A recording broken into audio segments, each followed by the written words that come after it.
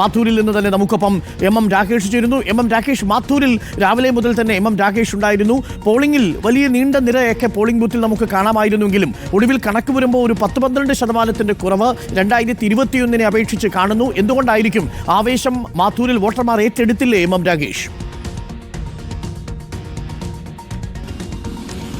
അരുൺ, ഞാൻ നിന്നിരുന്നത് വെസ്റ്റ് സ്ഥലത്താണ്. മാത്തൂർ വെസ്റ്റ് ബംഗ്ലാവ് സ്കൂളിലാണ് നിന്നിരുന്നത്. അവിടെ 4 ബൂത്തുകളാണ് ഉണ്ടായിരുന്നത്. നേരത്തെ അരുൺ പറഞ്ഞ പോലെ തന്നെ 80%-ലധികം വോട്ടുകൾ മാത്തൂരിൽ മുന്നോട്ട് പോയിരുന്നു കഴിഞ്ഞ തെരഞ്ഞെടുപ്പിലെങ്കിൽ അതിൽ നിന്ന് വിഭിന്നമായി 4 ബൂത്തുകളാണ് ഉണ്ടായിരുന്നത്. 138, 139, 140, 141. ഇതിൽ 2 ബൂത്തുകൾ മാത്രമാണ് 80% മുകളിലേക്ക് പോയിട്ടുള്ളത്. ഇതിൽ 138-ാം ബൂത്ത് 86% പോളിംഗ് രേഖപ്പെടുത്തിയിട്ടുണ്ട്. ഒപ്പം തന്നെ 141-ാം ബൂത്ത് ഏകദേശം 81% രേഖപ്പെടുത്തിയിട്ടുണ്ട്. മറ്റ് 2 ബൂത്തുകളിലും 75% മാത്രമേ വന്നിട്ടുള്ളൂ. ഇത്തരത്തിൽ തിരക്കുള്ള ബൂത്തുകളിൽ അല്ലെങ്കിൽ വോട്ടർമാരുടെ എണ്ണം കൂടുതലുള്ള ബൂത്തുകളിൽ ആളുകൾ വളരെ സമയമെടുത്ത് വോട്ട് ചെയ്തു എന്നുള്ളതാണ് ഒരു പ്രധാന പ്രശ്നമായി തോന്നുന്നത്.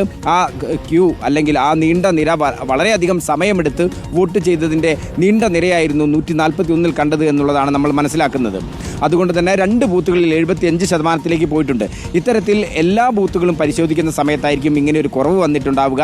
തീർച്ചയായും ആളുകൾക്ക് സമയം കിട്ടാതിരുന്നത്, ഒപ്പം തന്നെ അല്ലെങ്കിൽ ഉപതെരഞ്ഞെടുപ്പിനോടുള്ള ആളുകളുടെ സമീപനത്തിലെ കാര്യങ്ങളെല്ലാം തന്നെയാണ് ഈ ഒരു ശതമാന കണക്ക് ഇനി ഏകദേശം ക്രോഡീകരിച്ച് വരുമ്പോൾ കുറച്ച് മാറ്റം, നേരിയ മാറ്റം മാത്രമേ ഉണ്ടാവുകയുള്ളൂ എന്നുള്ളതാണ് കരുതുന്നത്. അരുൺ, ഓക്കെ, ഇപ്പോൾ നമുക്ക് മഹാരാഷ്ട്രയിലേക്കും ജാർഖണ്ഡിലേക്കും